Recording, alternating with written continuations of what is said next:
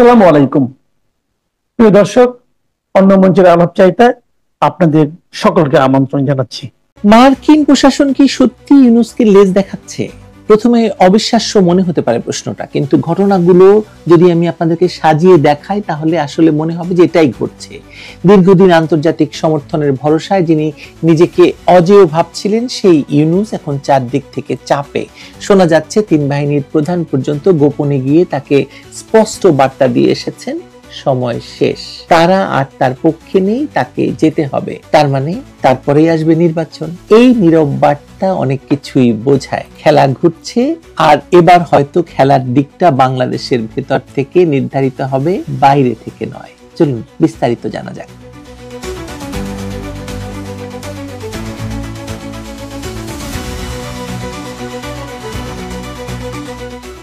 বিষয়টা বোঝার জন্য তুলসী গ্যাবার্ডের বক্তব্যে ফিরে যেতে হয়। তুলসী গ্যাবার্ড যিনি এখন যুক্তরাষ্ট্রের জাতীয় গোয়েন্দা পরিচালক, সম্প্রতি বলেছেন যে আমেরিকা আর অন্য কোনো দেশের সরকার পরিবর্তনের খেলায় নেই। কথাটা শুনতে ভালো লাগে, কিন্তু বাস্তবে এটি এক প্রকার স্বীকারোক্তি যে তারা এতদিন এই কাজটা করেছে, এখনো করছে, শুধু কৌশল বদলেছে। আরব বসন্তের নামে আফগানিস্তান, লিবিয়া, সিরিয়া, ইরাক, যত দেশে তারা গণতন্ত্র আনতে গিয়েছিল সেসব দেশ আজ ধ্বংসস্তূপ। সেসব দেশের সম্পদ এখন মার্কিন কোম্পানির দখলে, আর জনগণ রক্তে ভেজা দারিদ্র্যে ডুবে আছে। তারা যেখানে যায় সেখানে গণতন্ত্র নয়, বিশৃঙ্খলার জন্ম নেয়। যেখানে শাসন ব্যবস্থা ছিল তা গুড়িয়ে দেওয়া হয়, আর তার বদলে বসানো হয় অনুগত সরকার যারা ওয়াশিংটনের ইশারায় চলে। দক্ষিণ এশিয়ায় একই ছক থেকে বাদ যায়নি। পাকিস্তানে ইমরান খানকে সরিয়ে দেওয়া হলো, তার দল নিষিদ্ধ করা হলো, নেতা জেলে। সেখানে তো ভোট হয়েছিল, জনগণের ম্যান্ডেট ছিল, তাহলে তাকে উৎখাত করতে হলো কেন? শ্রীলঙ্কায় ভারতপন্থী সরকার সরিয়ে মার্কিনপন্থী নেতৃত্ব বসানোর চেষ্টা হয়েছিল, কিন্তু তা ব্যর্থ হয়। দিশানায়ক সরকার এখন ভারসাম্যের নীতি নিয়ে আগাচ্ছে। চীন, ভারত, আমেরিকা সবার সঙ্গে সম্পর্ক রেখে ধীরে ধীরে ঘুরে দাঁড়াচ্ছে। নেপালেও একই খেলা। হাবি নেপাল নামের এনজিওর মাধ্যমে বিক্ষোভ উস্কে বাম সরকার সরানোর চেষ্টা, কিন্তু শেষ পর্যন্ত ব্যর্থতা। এই সবই একই ধারার অংশ, যেখানে রেজিম চেঞ্জের নাটক হয় মানবাধিকার বা এনজিওর মুখোশ পরে। বাংলাদেশে সেই নকশা প্রয়োগ করা হয়েছিল। ডক্টর ইউনূসকে তৈরি করা হয়েছিল বিকল্প নেতৃত্ব হিসাবে। তাকে উপস্থাপন করা হয় এমন ভাবে যেন তিনি বাংলাদেশের একমাত্র গ্রহণযোগ্য মুখ, কিন্তু এই চিত্র অনেকটা বানানো। ডেমোক্র্যাট প্রশাসনের ঘনিষ্ঠ লবি, বিশেষ করে হিলারি ক্লিন্টন ঘরানা, ইউনূসকে সামনে রেখে বাংলাদেশের রাজনৈতিক পরিবর্তনের ব্লুপ্রিন্ট বানিয়েছিল। উদ্দেশ্য ছিল এমন এক অনুগত প্রশাসন সরকার তৈরি করা যা ভারতের ভারসাম্য রক্ষা করবে, কিন্তু শেষ পর্যন্ত কাজ করবে মার্কিন স্বার্থে। এটি ছিল পুরনো খেলাই, কেবল মুখ বদলানো হয়েছিল। কিন্তু খেলা এখন অন্যদিকে ঘুরে গেছে, মোড় নিচ্ছে। ট্রাম্প প্রশাসনের দ্বিতীয় মেয়াদে যুক্তরাষ্ট্র বলছে তারা আর সেই পুরনো নীতিতে নেই। তারা স্থিতিশীলতা, অর্থনৈতিক উন্নয়ন, আঞ্চলিক নিরাপত্তার কথা বলছে, কিন্তু বাস্তবে দেখা যাচ্ছে তারা একদিকে শান্তির বুলি দিচ্ছে, অন্যদিকে ভেনেজুয়েলার উপকূলে সামরিক মহড়া চালাচ্ছে। প্রেসিডেন্ট মাদুরোকে উৎখাতের জন্য বিরোধী দলীয় নেতাকে অর্থ এবং অস্ত্র দিচ্ছে। শুধু তাই নয়, তাকে নোবেল শান্তি পুরস্কার দেওয়া হয়েছে। গ্যাবার্ড বলেছেন যে রেজিম চেঞ্জের যুদ্ধ শেষ, অথচ মার্কিন নৌবাহিনী এই মুহূর্তে অন্য দেশের উপকূলে আগুন ধরাচ্ছে। কোথায় নীতি বদল? কথায় নীতি বদল হয়েছে, কাজে কিন্তু পুরনো অভ্যাসই চলছে। এই বাস্তবতা বাংলাদেশের জন্য এখন একটা খুব গুরুত্বপূর্ণ সময়, কারণ যুক্তরাষ্ট্রের এই দ্বিচারিতা এখন তাদের নিজের ভেতরেই সংঘাত তৈরি করছে। একদল বলছে আর বিদেশে হস্তক্ষেপ নয়, অন্য দল বলছে পুরনো ধারা ধরে রাখতে। এই টানাপোড়েনের মাঝখানেই বাংলাদেশকে ব্যবহার করা হচ্ছে গণতন্ত্র, মানবাধিকার, দুর্নীতি বিরোধী প্রচারণার নামে বিদেশি চাপ সৃষ্টি করে দেশের রাজনীতিকে দুর্বল করার, এবং আর সেই ফাঁকে ধর্মান্ধ গোষ্ঠীগুলো বাংলাদেশে মাথা তুলছে। আজ তারা রাষ্ট্রের ভেতর প্রভাব বিস্তার করছে, শুধু তাই নয়, রাষ্ট্র ক্ষমতার পুরোপুরি দখল নিয়ে ফেলছে। ডক্টর ইউনূস এই সমীকরণের প্রতীক হয়ে ওঠেন। তাকে দিয়ে পরিবর্তনের নাটক সাজানো হয়েছিল, কিন্তু এখন সেই চরিত্র অপ্রয়োজনীয় হয়ে পড়েছে। যুক্তরাষ্ট্র এখন চায় এমন সরকার যা নির্দেশ না মানলেও ভারসাম্য রক্ষা করবে। তাই ইউনূসের মতো নিযুক্ত মুখের জায়গা ফুরিয়েছে। পশ্চিমা দূতাবাসগুলো এখন তাকে নিয়ে অস্বস্তিতে পড়েছে। মার্কিন ডিপ স্টেট নতুন নির্দেশনার অপেক্ষায় আছে, নতুন অ্যাম্বাসেডর নিয়োগ দিয়েছে, এবং তার প্রথম কথাই হচ্ছে চায়না ঠেকাও। এবং বাংলাদেশের সঙ্গে ইউনূস সরকারের যে চায়নার সঙ্গে দহরম মহরম এবং ভয়ঙ্কর সামরিক অস্ত্র কেনার যে চায়নার সাথে চুক্তি, সেই চুক্তি বাতিলের জন্য আমেরিকা চাপ দেওয়া শুরু করেছে। তারা বুঝে গেছে পুরনো বিনিয়োগে লাভ নেই, বরং প্রতিক্রিয়া বাড়ছে। বাংলাদেশের রাজনীতি এখন এমন এক জায়গায় দাঁড়িয়ে আছে যেখানে পুরনো প্রভুত্বের ছায়ায় থাকা মানে আত্মঘাতী একটা ব্যাপার। যারা সময়ের পরিবর্তন বুঝতে পারবে তারাই টিকে থাকবে। দেশটি বহু বছর ধরে বাইরের প্রভাবের জালে বন্দী ছিল, কখনো গণতন্ত্রের নামে, কখনো মানবাধিকারের ব্যানারে। কিন্তু এখন এই নীতিগত পালাবদল বাংলাদেশের জন্য বিরল সুযোগও তৈরি করেছে। নিজস্ব রাজনীতি, স্থিতি এবং গণতন্ত্রের সংস্কৃতি পুনর্গঠনের শর্ত একটাই, এই সুযোগ কাজে লাগাতে হবে দ্রুত, বিচক্ষণভাবে, দেশের ভেতরের শক্তিকে জাগিয়ে। তুলসী গ্যাবার্ডের বক্তব্যে বোঝা যায় আমেরিকা এখন অর্থনৈতিক এবং প্রতিরক্ষা অংশীদারিত্বের দিকে ঝুঁকছে। তারা চায় স্থিতিশীলতা, কিন্তু প্রশ্ন হলো এই স্থিতিশীলতা কার জন্য? নিজেদের বাণিজ্য এবং সামরিক প্রভাবের জন্য, নাকি সত্যি কোনো দেশের স্বাধীন রাজনৈতিক পথ চলার জন্য? ইতিহাস বলছে তাদের স্বার্থ ছাড়া কোনো দেশই তাদের কাছে অগ্রাধিকার পায় না। তাদের কাছে বন্ধুত্ব নয়, প্রয়োজনটা বড় কথা। তবুও বাংলাদেশের জন্য এই মুহূর্তে একটা টার্নিং পয়েন্ট। দেশ যদি এই পরিবর্তনের ফাঁকে নিজস্ব ভারসাম্য তৈরি করতে পারে, তাহলে হয়তো দীর্ঘদিনের বিদেশি ছায়া থেকে বেরিয়ে নতুন পথে হাঁটতে পারবে। কিন্তু ইউনূস এখনো বিশ্বাস করছেন তার আন্তর্জাতিক প্রভুরা তাকে রক্ষা করবে। বাস্তবতা হলো সেই সংযোগ এখন তাকে একেবারে একঘরে করে ফেলেছে, কারণ ট্রাম্পের আমেরিকা এখন নিজের দায় ঝেড়ে ফেলেছে, হাত ধুয়ে ফেলেছে। অন্য দেশের রাজনীতিতে নাক গলিয়ে যা করেছে তার ফল এখন নিজ দেশেই মুখ পুড়িয়ে দিচ্ছে। প্রেসিডেন্ট ট্রাম্প বলেছেন বাংলাদেশের সরকার পরিবর্তন হয়েছে অন্তত $29 মিলিয়ন খরচ হয়েছে আমেরিকার জনগণের দেওয়া ট্যাক্সের পয়সা থেকে। বাংলাদেশে কারা কারা সে অর্থ পেয়েছে তাও প্রেসিডেন্ট ট্রাম্প উল্লেখ করেছেন। এত অল্প পয়সা একটি দেশের রেজিম চেঞ্জ করা যায়? তুলসী গ্যাবার্ড বলেছেন ট্রিলিয়ন ডলার খরচ হয়েছে এবং শেষ পর্যন্ত সেসব দেশের দখল গেছে উগ্র ধর্মীয় জঙ্গিদের হাতে।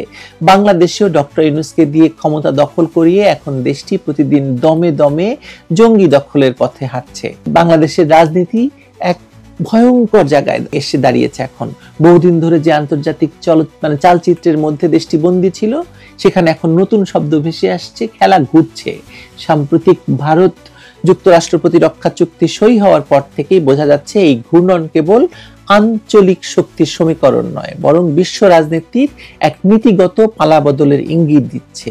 আর সেই প্রেক্ষাপটে ডক্টর ইউনূস নামটি আবারও কেন্দ্রে উঠে এসেছে, যেন এই নতুন পরিবর্তনের সুযোগে তার অবস্থান একটা ভয়ঙ্কর বিরাট বড় প্রশ্ন। বিষয়টি বুঝতে হলে তুলসী গ্যাবার্ডের বক্তব্যে অনেকভাবে মনোনিবেশ করতে হয়। যিনি যুক্তরাষ্ট্রের জাতীয় গোয়েন্দা পরিচালক এবং ট্রাম্প প্রশাসনের দ্বিতীয় মেয়াদে কাজ করছেন, সম্প্রতি বাহরাইনের মানামা সংলাপে স্পষ্ট করে বলেছেন দীর্ঘ কয়েক দশক ধরে যুক্তরাষ্ট্র যেভাবে অন্য দেশের সরকার পরিবর্তন বা রাষ্ট্র গঠন নীতিতে হস্তক্ষেপ করেছে, সেই যুগ শেষ হয়েছে। তার ভাষায় এই নীতির কারণে যুক্তরাষ্ট্রের ট্রিলিয়ন ডলার ব্যয় হয়েছে, অসংখ্য প্রাণহানি ঘটেছে এবং ISIS এর মতো সন্ত্রাসী গোষ্ঠীর জন্ম হয়েছে। তার এই বক্তব্য কেবল আমেরিকার পররাষ্ট্রনীতির সমালোচনা নয়, বরং ট্রাম্প প্রশাসনের ভূরাজনৈতিক দৃষ্টিভঙ্গির সোজাসুজি ঘোষণা। যুক্তরাষ্ট্র আর অন্য দেশের ভেতরে রাজনৈতিকভাবে জড়াবে না। এই বক্তব্যের প্রভাব বাংলাদেশের মতো দেশের উপর পড়বে, এটা এখন প্রায় নিশ্চিত। কারণ বিগত বছরগুলোতে যুক্তরাষ্ট্র সরাসরি বাংলাদেশের রাজনীতিতে হস্তক্ষেপ করেছে, যেখানে তথাকথিত গণতন্ত্র, মানবাধিকার বা দুর্নীতি বিরোধী প্রচারণার আড়ালে দেশটির রাজনৈতিক কাঠামোতে প্রভাব বিস্তার করা হয়েছে। তার মানে কি এখন কি তাহলে ডক্টর ইউনূস কি করবেন? নিজেকে সরিয়ে ফেলবেন? তিনি তো প্রস্তুতি নিচ্ছেন বলে বোঝা যায়। তার চারপাশের ঘটনাগুলোর গতিপথ তাই তো ইঙ্গিত দিচ্ছে।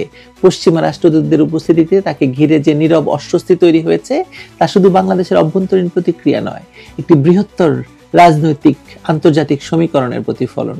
যুক্তরাষ্ট্রের ডিপ স্টেট যারা অতীতে বাংলাদেশকে নির্দিষ্ট রাজনৈতিক প্রকল্পে বিনিয়োগ করেছিল, তারা এখন নতুন নির্দেশনার অপেক্ষায়। তুলসী গ্যাবার্ডের বক্তব্যে তারা বুঝে গেছে পুরনো খেলা শেষ, নতুন বাস্তবতায় টিকে থাকতে হলে নতুন অবস্থান নিতে হবে। এই বাস্তবতাটা বোঝাটা আমাদের খুব জরুরি, কারণ এখানেই বাংলাদেশের রাজনীতির পরবর্তী ধাপ নির্ধারিত হবে। যারা এখনো পুরনো প্রভুত্বের ছায়ায় রাজনীতি করতে চায়, তাদের জন্য সময় ফুরিয়ে এসেছে। দেখা যাক কোথাকার জল কোথায় গড়ায়। একটা কথাই, আমেরিকা ডক্টর ইউনূসকে এখন লেজে খেলাচ্ছে। লেজটা বাড়ি দিলেই ছিটকে গিয়ে পড়বে ডক্টর ইউনূস।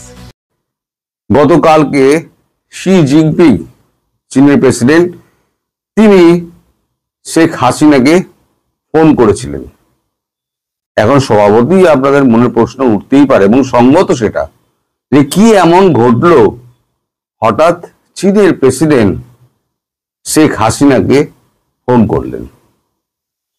এর পেছনে অনেক আন্তর্জাতিক কূটনীতির ব্যাপার আছে। একটু সংক্ষেপে বলে নিই, তাহলে পরে ব্যাপারটা আপনাদের কাছে ক্লিয়ার হবে। সাম্প্রতিক যে অবস্থাগুলো ঘটেছে সেটা হচ্ছে বাংলাদেশের ওপর থেকে আমেরিকা সরে যাওয়া, রাশিয়ার সমস্ত মার্কিন বিদেশ সচিবের সঙ্গে, বিদেশ মন্ত্রীর সঙ্গে, জেডি ভান্সের সঙ্গে সই করে রশির আদান প্রদান এবং তাদের সঙ্গে কথাবার্তা বলা, এবং তারপর তুলসী গ্যাবার্ডের যে মন্তব্য, যে রেজিম চেঞ্জের যে খেলা আমরা এতদিন খেলে এসেছি তাতে আমরা কিছু পাইনি, কেবল সন্ত্রাসবাদের উত্থান ঘটেছে। ফলে এই রেজিম চেঞ্জের ব্যাপারে আমরা আর নেই, পরিষ্কার কথা, আমরা আর নেই। তারপরে আপনি, এটা গেল আন্তর্জাতিক কূটনীতিতে সবাই বুঝতে পারছে যে কি ঘটতে যাচ্ছে। মাঝে একটা আমি ভিডিও করেছিলাম যে শেখ হাসিনা 5টা দেশ সফর করুন ব্রিক্সের। ভারত কখনো একটা প্ল্যান নিয়ে চলে না, plan A, plan B, plan C, plan D সব থাকে, রেডি থাকে। তখন আমি একটা কথা বলেছিলাম যে যদি বাংলাদেশ সংক্রান্ত ব্যাপারটা যদি এগিয়ে যায় তাহলে সফরটা হবে না, আর বাংলাদেশ সংক্রান্ত ব্যাপারটা যদি এই অবস্থায় দাঁড়িয়ে থাকে তাহলে শেখ হাসিনার জনমত মানে বিদেশি জনমত এবং রাষ্ট্রদের নেতাদের সঙ্গে যোগাযোগ, তাদের এই সমর্থন জোগাড় করার ব্যাপারে তাকে ভারত সমস্ত রকম সাহায্য করার জন্য তিনি যাবেন। তা এখন যেহেতু বাংলাদেশের পরিস্থিতি একটা চেঞ্জ হচ্ছে, সেই কারণে তার একটা প্রভাব গিয়ে পড়ছে আমাদের দক্ষিণ পূর্ব এশিয়ায়। এশিয়ায় 3টে শক্তি আছে, রাশিয়া, চীন এবং ভারত।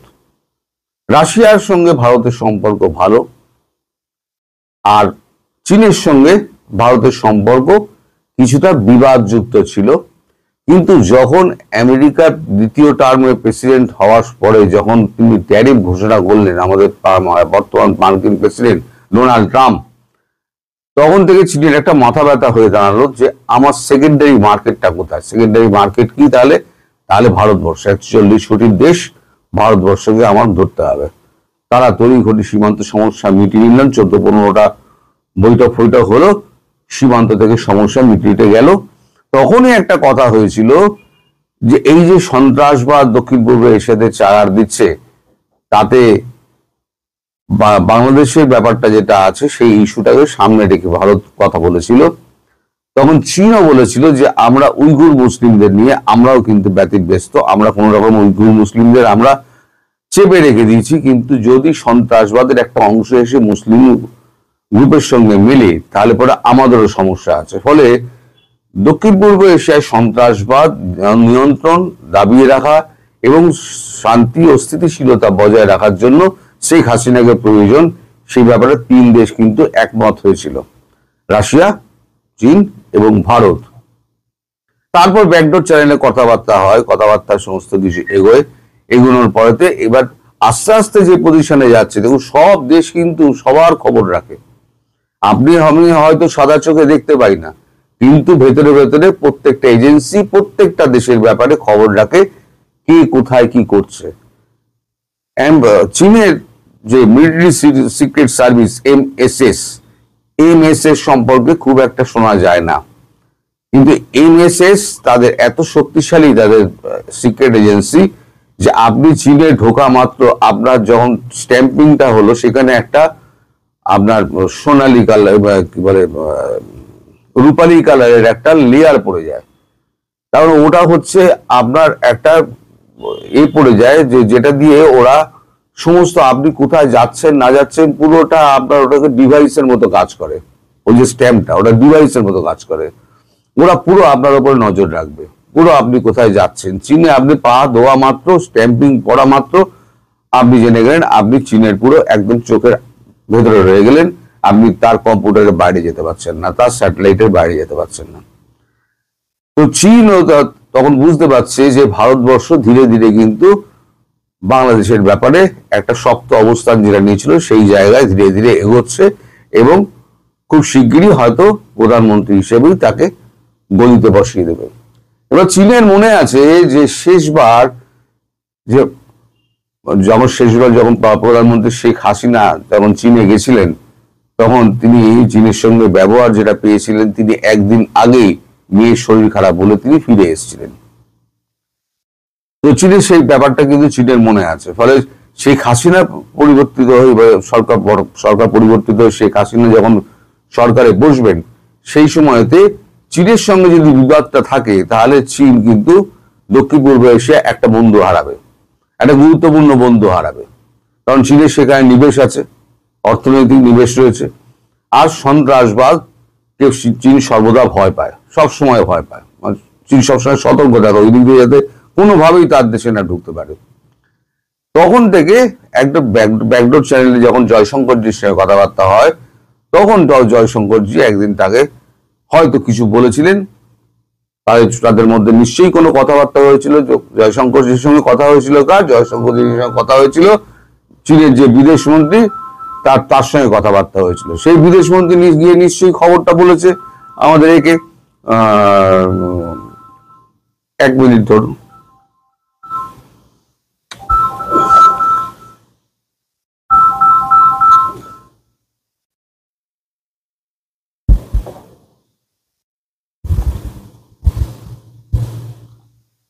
ফোনটা আমি অফ করতে ভুলে গেছিলাম।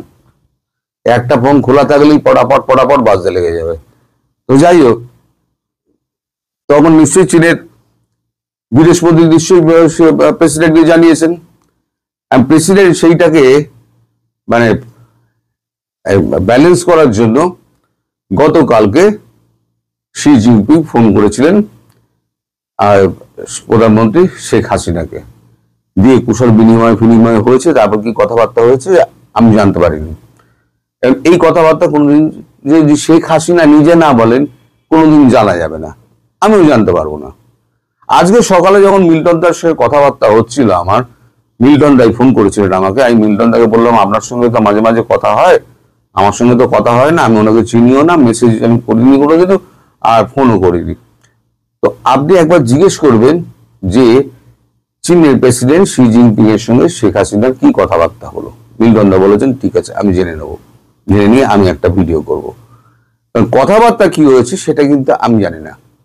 তবে চীন এটা বুঝে গিয়েছে যে বাংলাদেশে নেক্সট প্রধানমন্ত্রী হিসেবে ভারতবর্ষ শেখ হাসিনাকে সিংহাসনে বসাবেই, এটা ঠিক করে নিয়েছে। ফলে এই যে এখন পরিবর্তিত পরিস্থিতি যা তৈরি হয়েছে, এই পরিবর্তিত পরিস্থিতিতে এখন চীনের বাংলাদেশের সঙ্গে যিনি পরবর্তী বসছেন, মানে যিনি ক্ষমতায় বসবেন, তার সঙ্গে সখ্যতা বাড়ানো ছাড়া চীনের আর কোনো উপায় নেই। কারণ বাংলাদেশ ছোট রাষ্ট্র হলেও সেটা একটা বাজার আছে। চীনের এখন বাজার দরকার। তার যেমন রাশিয়ার বাজার দরকার, ভারতের বাজার দরকার, তেমনি বাংলাদেশেরও বাজার দরকার। আমেরিকার সঙ্গে কি হবে না হবে, আমেরিকার প্রেসিডেন্ট তিনি কি বলবেন কখন, তার উপরে কেউ বিশ্বাস করে না, তার উপরে খুব একটা আস্থা নেই। তিনি সমস্ত পৃথিবীর মানুষের এবং দেশের আস্থা তিনি হারিয়ে ফেলেছেন। যে ট্রাস্ট যেটাকে বলে সেটা উনি হারিয়ে ফেলেছেন। ফলে তার কথাতে আর কেউ বিশ্বাস করছে না। এখন দেশে তার যে অবস্থা, মামদানি যেভাবে জিতে গেল, 50% ভোট পেয়েছে ডেমোক্রেটরা। আমি বলেছি না, ডেমোক্রেটরা এবার বেরিয়ে যাবে, রিপাবলিকানরা পুরো হারবে। যেভাবে মামদানি জিতে বেরিয়ে গেলেন, আর সেখানে রিপাবলিকানরা ভোট পেয়েছে কত 7% রিপাবলিকানরা ভোট পেয়েছে। ইন্ডিপেন্ডেন্ট যারা আছে তারা 43% মতো ভোট নিয়ে বেরিয়ে গেছে, 42 ভোট নিয়ে বেরিয়ে গেছে। ফলে এই হচ্ছে ট্রাম্প রিপাবলিকানদের এই জায়গায় ফেলে দিয়েছে। রিপাবলিকানদের আগামী 3-4 টার্মের মধ্যে আসার কোনো রকম চান্স আর নেই। ফলে এবার বুঝে গিয়েছে, চীনও বুঝে গিয়েছে, রাশিয়া বুঝে গিয়েছে, কোন রকমের এই 2.5 বছর আমি কাটিয়ে দিতে পারলে আমরা সেফ। কারণ পরবর্তী কোন যে আসবে প্রেসিডেন্ট, সে ডেমোক্রেট প্রেসিডেন্ট আসবে, এবং আমেরিকা কংগ্রেস তাদের নীতি বদলে ফেলেছে। ওই রেজিম চেঞ্জের নীতিতে সে এবার যেই নীতি হচ্ছে সব, মানে রাজা বদলাবে কিন্তু নীতি তো বদলাবে না, নীতি তো একই থেকে যাবে।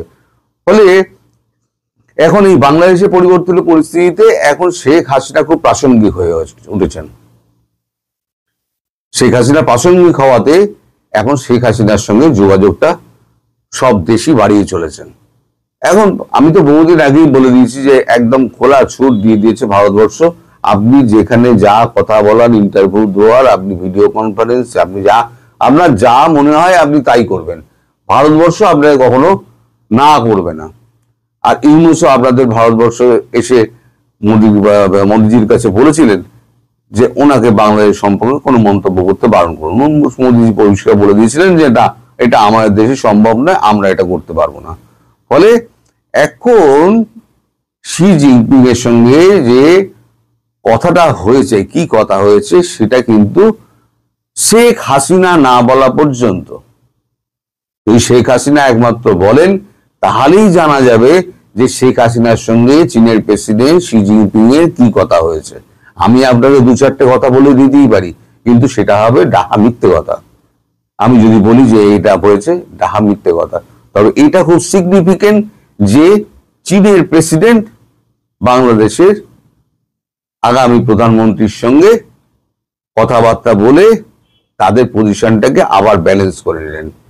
তার মানে চীনের এই যে ফোন, তাতে কিন্তু পরিষ্কার হয়ে গেল রাশিয়ার আগাম বার্তা, রাষ্ট্রীয় সফরের বার্তা এবং চীনের প্রেসিডেন্টের ফোন, এটা কিন্তু আরো প্রতিষ্ঠিত হলো যে পরবর্তী প্রধানমন্ত্রী হিসেবে আমাদের সাউথ ইস্ট এশিয়ার যে তিনটে শক্তি, সেই তিনটে শক্তি কিন্তু মেনে নিচ্ছে যে বাংলাদেশের প্রধানমন্ত্রী শেখ হাসিনা, এবং ভারতবর্ষ যখন তাকে বসাবে তখন পুরো সমর্থনটা, এছাড়া ব্রিক্সের সমর্থন তো আছেই, পুরো সমর্থনটা এসে বলবে বাংলাদেশের ওপরে, এবং তারপর বাংলাদেশকে ব্রিক্সের মধ্যে নিয়ে নেওয়া হবে, যেটা আমি আগেও বলেছিলাম আমার ভিডিওতে, সেটা আবার পরিষ্কার দেখতে পাবেন কিরকম ভাবে সমর্থনটা নিয়ে বাংলাদেশকে ব্রিক্সের মধ্যে ঢুকিয়ে নেওয়া যায়। ফলে আপনারা যদি আশা করেন যে আমি শেখ হাসিনার কি সময় কি কথাবার্তা হয়েছে, আমি কিন্তু আপনাদেরকে বলতে পারবো না। বলতে পারবেন কে? বলতে পারবেন একমাত্র মিল্টন দা, আবুল হাসনাত মিল্টন। তিনি যেটা বলেন, তিনি খোঁজ খবর নিয়ে বলেন, আর তিনি যেটা বলবেন জানবেন যে 100% ঠিক বলেছেন। উনি খোঁজ খবর না নিয়ে কোনো কথাবার্তা বলেন না। আমাকে গুজববাজ আপনারা বলতে পারেন, কিন্তু হাসনাত মিল্টনকে আপনারা গুজববাজ বলতে পারবেন না। তার প্রতিটা কথা 100% সত্য হয়। যাই হোক, আমিও অপেক্ষা করছি মিল্টনদার ফোনের জন্য, আপনারাও মিল্টনদার ভিডিওর জন্য অপেক্ষা করুন। কি কথাবার্তা হয়েছে না হয়েছে তার মুখ থেকেই শোনা যাবে। ওই ভিডিও আমি জীবনে করতে পারবো না। সবাই ভালো থাকবেন, সুস্থ থাকবেন এবং